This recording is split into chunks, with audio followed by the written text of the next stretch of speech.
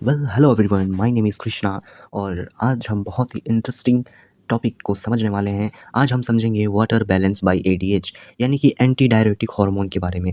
आज हम पढ़ेंगे कि क्यों हमें अल्कोहल नहीं पीना चाहिए, चाय कॉफ़ी नहीं लेनी चाहिए। So let's begin it.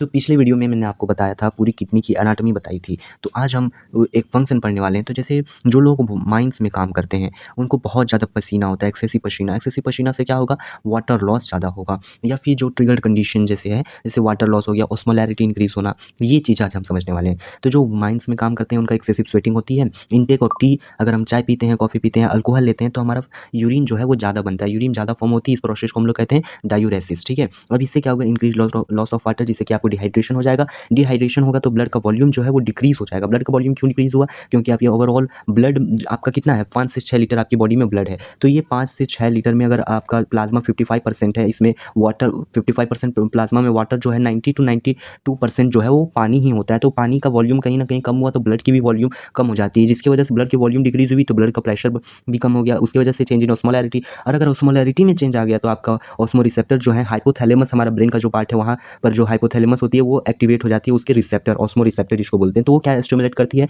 वो थ्रस्ट सेंटर जो हमारी प्रेजेंट होती है हाइपोथैलेमस में, उसको वो स्टिमुलेट कर देती है। ठीक है, उस तो पहला तो ये, दूसरा स्टिमुलेट करती है पोस्टीरियर पिट्यूटरी ग्लैंड। अगर थ्रस्ट सेंटर वो अगर हमारा स्टिमुलेट हो गया तो हम पानी पीते हैं। ठीक है, और पोस्टीरियर पिट्यूटरी ग्लैंड, जिसका एक और नाम होता है न्यूरो हाइपोफाइजियल ग्लैंड, तो ये क्या करता है कि ये रिलीज करता है दो चीज़ें।